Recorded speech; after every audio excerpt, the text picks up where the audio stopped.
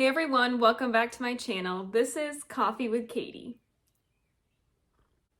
Got my Darth Vader mug today, his expressions.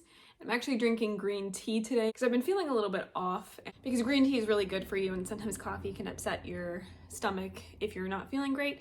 So that's what I'm doing right now. So today's video is going to be unpopular book opinions. I guess you can fight me if you want to. Now, I feel like these are unpopular book opinions, but some of you may have the same opinions as me, and sometimes it can be hard to gauge what's unpopular and what's not, but the way I see it, these are unpopular opinions for certain books or book series. So I'm going to share with you my unpopular book opinions and why I have those opinions. Now, I know I said books I hate that you probably love, and I'm kind of using that term loosely because some of these books I might actually really don't dislike or hate, but some of them it's more just like a dislike or there's a reason that I dislike them. So I'm using that term a little bit loosely because it does apply to some but not to others. But I do think they're all unpopular. And I will give you a little bit of a disclaimer. Just because I do not like this book does not mean you can't like this book. If this is your favorite book or favorite series or something like that of all time, I have no ill will against you, so please don't have ill will against me. These are just my opinions, and I feel like we shouldn't necessarily even have to give this disclaimer of like, this is my opinion, please don't come after me. But you know, we live in a world where we hold really tightly to things like this and they can become very personal. I'm not trying to upset you as a person or belittle your opinion or anything like that. I'm just simply sharing my opinion, and if you love these, that's perfectly fine. Books are written for different audiences, and these books weren't necessarily for me. So with all of that being said, let's just get into it. So the first book that I want to look at for this video is Aragon by Christopher Paolini. I know. And I do feel like this opinion is becoming less unpopular, and there are more people coming out and talking about how they don't necessarily like Christopher Paolini's writing, etc.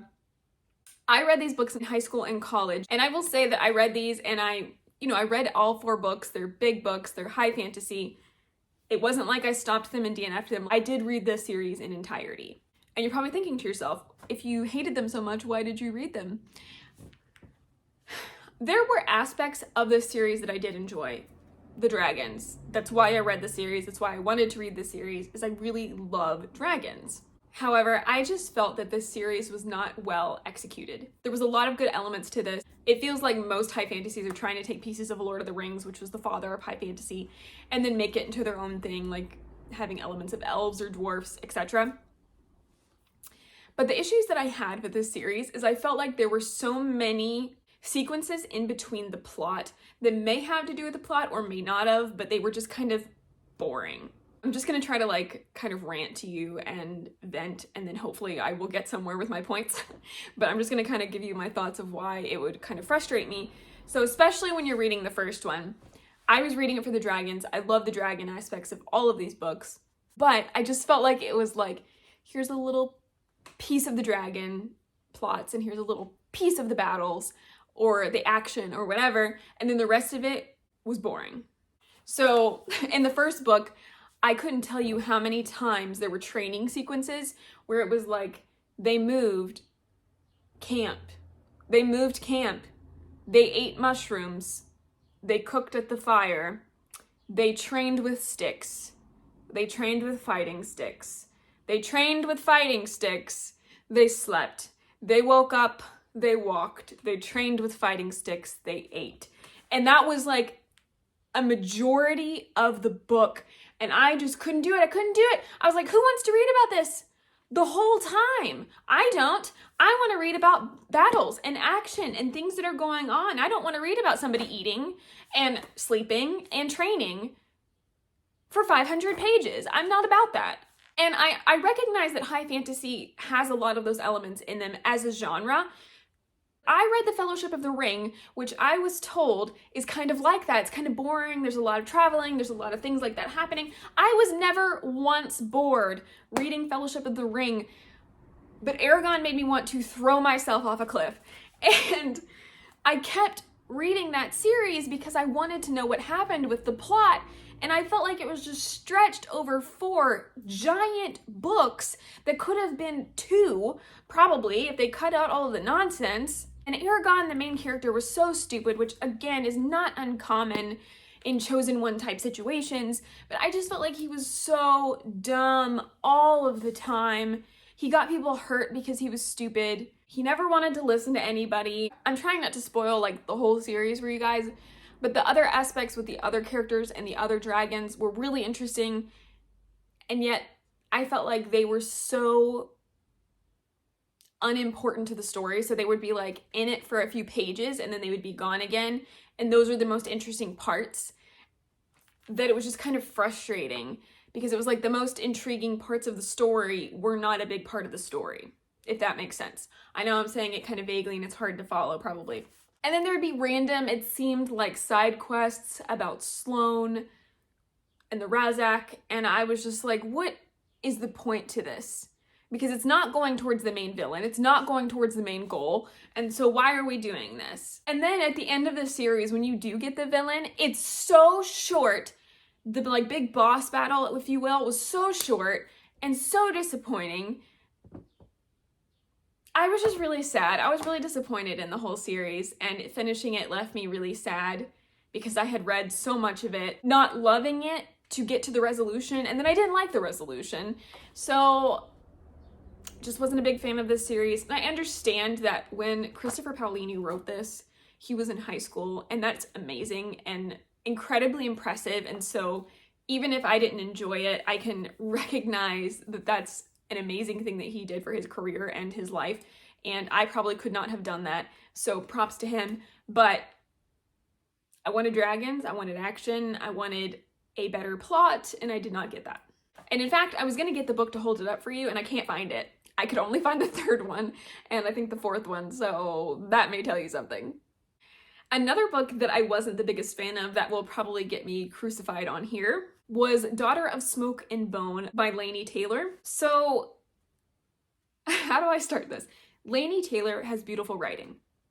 I think she is an excellent author. I'm not trying to discount her as a person or with her talent. When I went into Daughter of Smoke and Bone, the plot sounded amazing. The premise sounded great. Once an angel and the devil fell in love and it didn't end well. Like, that sounds so cool. My problem with this book, I've heard it gets better in the rest of the trilogy, the second and third book. I have not read those because this one left a bad taste in my mouth. My problem with this book was that I knew the entire plot of the book by at least the first third of the book, if not earlier. I had already figured out everything that was happening. Nothing was a surprise, and I knew where it was going. I knew every piece of the story and how it was going to go. But it took another 2/3 of the book to tell me those things I had already figured out. And I just felt like that made it long for no reason. And it just made it like, let's just write a lot of pretty things and not actually further the plot because you already know exactly what's going to happen. I feel like that should have been somebody else's experience. Like, I don't think I'm the only one that figured all of that stuff out. I'm not saying I'm a genius. I'm not saying that at all. I'm just saying I felt like I was reading 2/3 of a book that I already knew every piece of, and I didn't know why I was wasting my time reading another 2/3 of the book. So it was kind of frustrating for me, and I liked Akiva. I liked Karoo. It wasn't like I didn't like the characters, but I was just getting really frustrated. And I didn't really love how Akiva and Karoo were introduced as this like love at first sight thing. I don't really have an issue with that trope in general or that plot point in general, but the way it was introduced in this kind of frustrated me because it seemed so out of character for both of them. From what you know of them so far, it makes sense with the later plot points, right? But it just didn't make sense to me in that situation. And then because of that, and they have this like parting, I'm trying not to ruin the plot for you, but because of that and how attached they were, and they have that like parting because of this like misunderstanding, I understand the misunderstanding was huge, but it just felt like all of this should not be happening. And I was just getting really annoyed, let alone knowing all the plot points and what was going to happen and what had happened previously. I was just really underwhelmed and did not understand why people love this so much. Maybe it's because I haven't read the second and third book. Maybe I would like it more than as a whole, because that can happen for me. I will dislike a certain book, but then the further I go in the series, I really love it. So maybe that would be the case for this one, but I was just really not a fan of the first book to the point where I never continued. So even though I'm giving you my unpopular book opinions, if you think I should continue that series because you think I will like it, knowing that I really don't like the first book, please let me know. I just had issues with it and I just didn't enjoy it. I'm looking at my list right now and I think I'm gonna have to narrow this down a little bit and maybe do a part 2 at some point. So if you want to see that, let me know. Another one that I'll talk about that is a YA series is the Selection series by Kira Cass. So I went into this knowing it was a dystopian series, basically kind of making it into a dystopian Bachelor story, like the show, like the TV show The Bachelor. I think that sounds entertaining and fun. I didn't go into it thinking this is going to be the best thing ever. I didn't go into it thinking this is going to be anything other than trash, basically. But like, that's fun sometimes. I like reading those things sometimes. They can be really entertaining and fun. I felt like this, while I did read the series, was so problematic. So there's a lot of like girl hate, which granted, it's The Bachelor, so like I feel like that would be written in these regardless.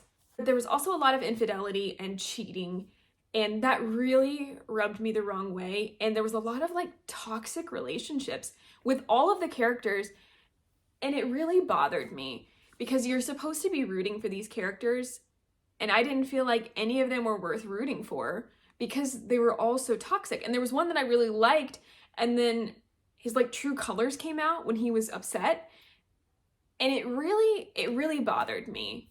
I felt like, why are we acting like these people are good people or shouldn't be punished for things, and they should be? So I'm probably going to spoil some things for you guys, but basically the way this series is supposed to go is this girl, the main character, America, is chosen to be part of the Selection, which is a competition of sorts for the prince to find his wife. And this is something they do with every prince before they become king, etc., where this is how they find their bride.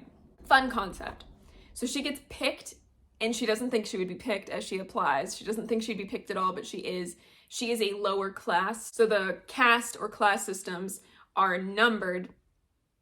And I think she was like a 5, which was like musicians, and a 1 is the highest, I believe, and like an 8 or 9 or 10 or something is the lowest. And depending on what class you're in, depends on what you can do for career and all of that. So she's in the musician class, so she's kind of middle class.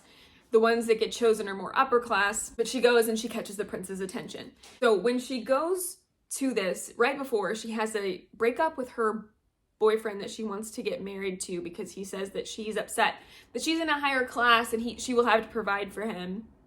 So he's like, never mind, that makes me feel horrible as a man. That is absolute nonsense, and I hated that about him, and that he was like worried about that, whatever. So that's another thing. So they break up, she's brokenhearted, she goes to this thing anyway, thinking she's not going to get chosen. She captures the prince's attention, but she doesn't really like him, doesn't really want to like him, but she decides to become friends with him. So it feels kind of like already she's kind of leading him on in a sense. He knows that she's saying like, I'm not interested in this, but I'm here. And he's keeping her around because he likes her. So it feels kind of like she's leading him on. It also feels like he's trying to change her mind, which is never a great thing all the time. But then said boyfriend gets a job at the palace as a guard. She like starts getting involved with the prince and starts liking him, and then her boyfriend gets this job as a guard, and then she starts cheating on both of them. So she'll be like, be with the prince, kiss him, whatever, you know, I don't know if they even kiss, but anyway, be with the prince, then she'll like go sleep with her boyfriend, go sleep with her ex-boyfriend, the guard. And so it's just like this back and forth between the prince and the guard. And it just made me sick to my stomach. Because even if you didn't like the prince, they have to make some sort of like promise that they won't do that because they could be like killed for being a traitor.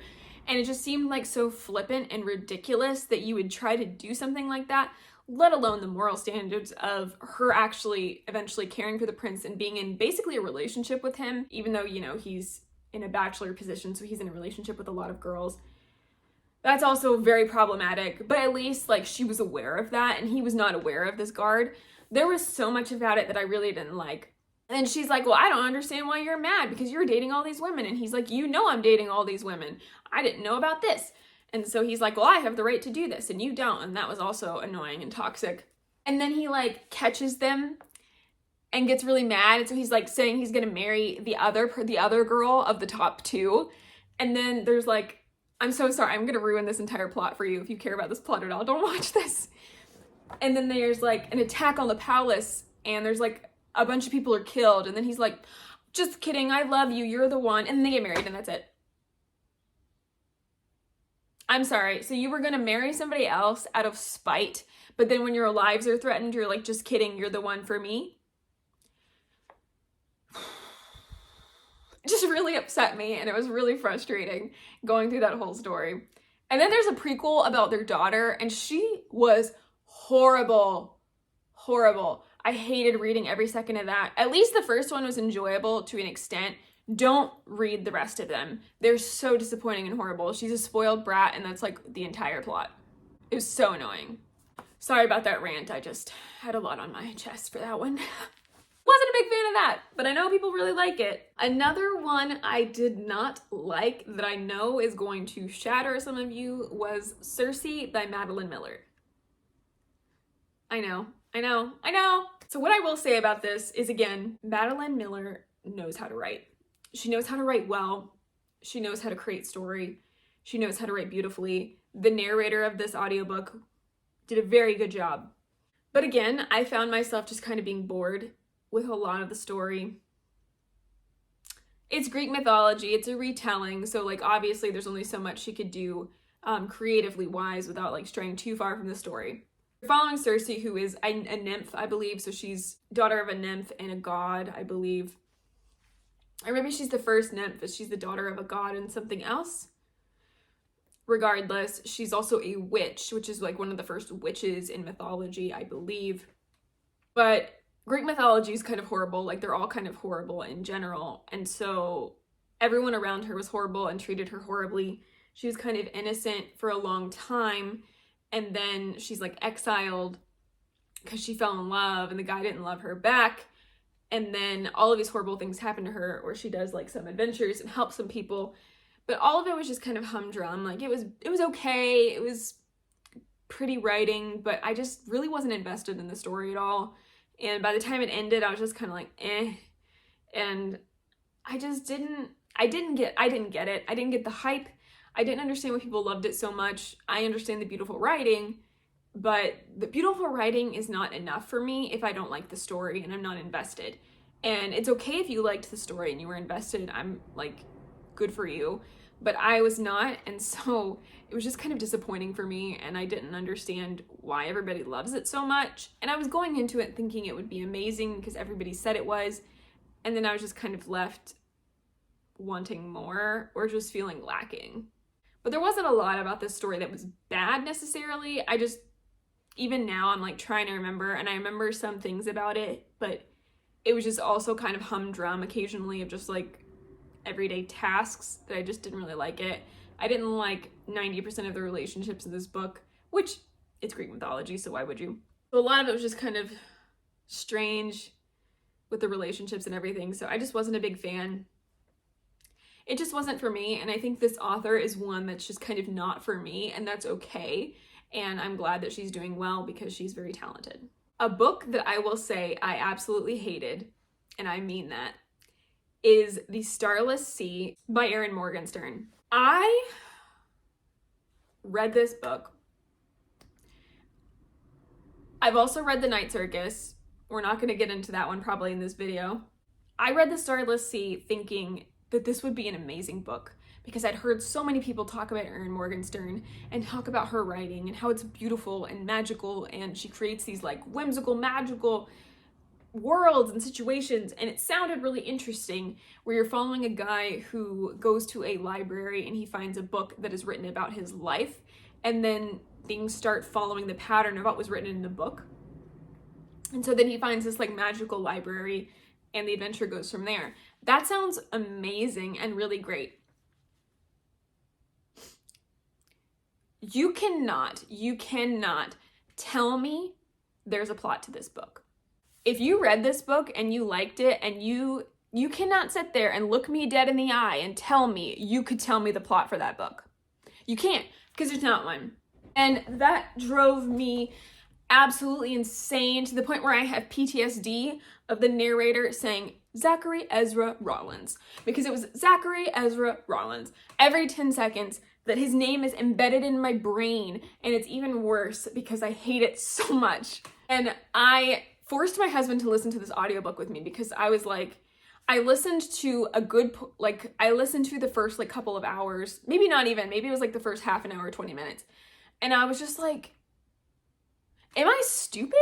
Like, can I not understand this audiobook? Can I not understand the plot? Can I not understand what's happening? Why am I listening to this and feeling like I'm gaining nothing and nothing's happening? There must be something wrong. So I was like, John, listen to this with me. We listened to the entire thing. And I think it was on a road trip too, so we had a lot of time to do so. And I remember at the end of the book, I just sat there. We turned off the car. We were sitting there in silence. And then eventually I was just like, could you tell me what just happened in that book? And he was like, no. And I said, yeah, neither could I. You can't explain it. If I tried to explain the book to you other than what I said in the very beginning, I could not do it. Because there's nothing. I remember there's random stories interspersed within the book. And I remember one of those, I think, there was one story about like a girl and a boy that would go through these doors in portals and they would lose each other and then they'd meet up sometimes. I remember that one. That's it. There was so many pieces of this book that were thrown at you that never connected and never made any sense. And it drove me insane. Best way I can describe this book is if somebody is talking to you and you can't seem to really understand what they're saying. So like the farther they talk and you can't really understand the point they're trying to make, the more they talk, the more you kind of lean in and squint and like listen. And you're just like, what are they saying? What point are they trying to make? Where are they going with this? That's what you feel for the entire book, and then it ends. That's the best way I can describe the reading experience for this book. You're trying to piece together all of this to figure out if there's a point to all of this, and there's not. There's no point. I was so frustrated with this book because it was beautifully written, and it just felt like she was doing flowery writing to do flowery writing, but then there was no substance to any of it. I was so annoyed with this book. And actually, I was watching a video from Sid Bookworm, and she said it was her favorite book of all time. And I was aghast that somebody could love this book that much. And there's no shade to her. I'm so happy she loved this book, and it means nothing about her as a person. She loves that book. That is fantastic. I'm so happy she had a good experience with that book. But there was no plot, and I was floored that somebody loved this book. And then I found out that I'm kind of the outsider in not liking this book and hating this book. And I was like, how could this be? But even when people talk about that book or say this book's name, I like inwardly like shudder and have a very visceral reaction because it was so painful for me. I know that was a big rant, but I just really hated that book, and I can't believe that's the unpopular opinion. I can't believe it, but it is. Maybe it's not so much now. Maybe more people dislike it now. But that book is a fever dream that makes literal no sense, and it's not for me. I can't get behind it. No, thank you. Another one that I'm going to talk about today that I will have to explain a lot because when I say this, you're going to be confused. Another book I was not a big fan of was Red Rising. I know you've heard me talk about this series on my channel before, and I've said I liked it, so let me explain. When I first read Red Rising, it was pitched to me as a Hunger Games type story in a military academy while you're trying to bring down the system from the inside out. So you're following Darrow, who is a Red. And in this world, there are caste systems based on color. And the Reds are told that they are terraforming Mars so that it can be inhabited by humanity and they can be transferred from Earth to here. But when his wife is taken and made an example of and murdered, and executed, he is kind of broken down, and these people take him and they say like, hey, they've been lying to us. Mars has been able to be inhabited for years, and they've actually been living in space, and there is civilization in space, and there has been, and they've been lying to you to try to get you to do this work and basically treat you as a slave.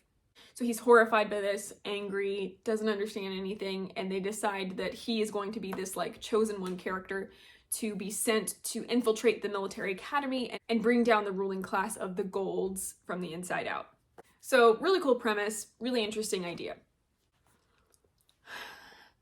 I remember listening to this book. The narrator's fantastic, by the way, so I have nothing negative to say about him. I remember listening to this book and going through it and thinking to myself, how am I this far into the book and we're not even through the summary yet? I believe it was 3 to 4 hours of listening to the audiobook before he's even thinking about going into the military academy. That's a good portion of the book before the main plot points are even starting. And then once they do start and he goes to like the carvers and all of that, the entire book is in the game, not the military academy. So when you're taken into the military academy, similar to the Hunger Games, you're put in this game, this tournament, where you are battling out all of these other teams inside this tournament that is controlled environment by the, I don't remember their technical names, by like the leaders of the society. They're all named after different planets. So there's like Mars, Venus, whatever. So there's different leaders that are controlling this environment. In a sense, they're kind of hands-off controlling it, similar to like the Hunger Games arenas.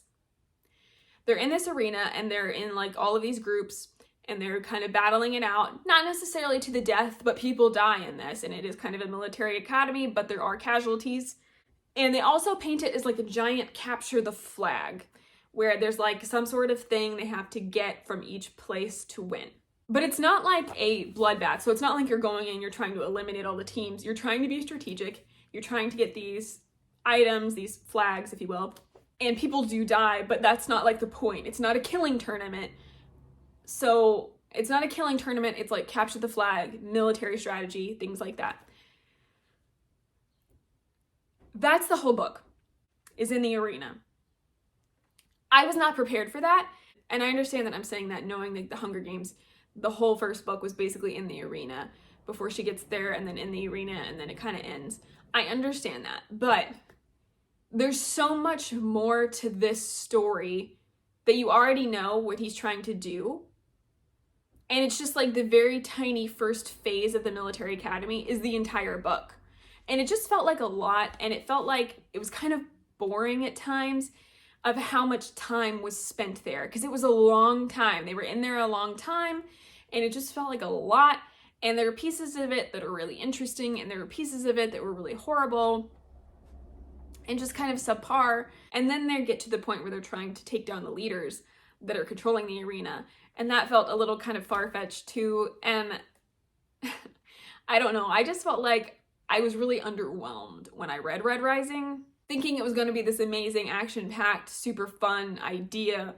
And then it was just kind of, the whole book was in that one setting, and I didn't really appreciate that much. It just kind of feels like they tried to drag the plot for so long that they made it longer of a series than maybe it should have been. And then like the very end of the book is when they get out and they're kind of getting their next assignments in the military ranks and academy. It just felt like a lot of, how is he going to be infiltrating? How is he going to be bringing the academy down from the inside out in 2 more books when he just now got out of the very tiny first phase, like basic training of the military academy? I think that was my issue with it. I was like, how is he in just the first phase and there's 3 books? So I actually wasn't a big fan of this series when I started it, but I wanted to find out what happened. And when I continued, Golden Sun was kind of, it was more interesting, but there was parts of it that were really depressing and kind of like, ugh, just trying to slog through. I really liked the 3rd book though, and I think the series as a whole is kind of saved by that and kind of made it near and dear to me as a whole. But the 1st book, I did not like that much. I didn't get the hype for that one at all. All right, I actually think I have a few more on here, but I actually think I'm gonna stop it here for today's video. If you would like to see more of my unpopular opinions, or you just wanna like hear my unpopular opinions so you can fight me, please comment down below if you would like to see more of these videos. If you wanna fight me on some of my opinions or be aghast or shocked or Tell me I'm wrong. Feel free to do so in the comments. That's perfectly fine with me. Again, if you loved these books, I'm very happy for you, but these were not the books for me. All right, everyone. Well, that was it for today's video of me just ranting and raving. So please like this video if you liked it, subscribe if you want to, and I will see you next time. Stay safe and caffeinated. Bye.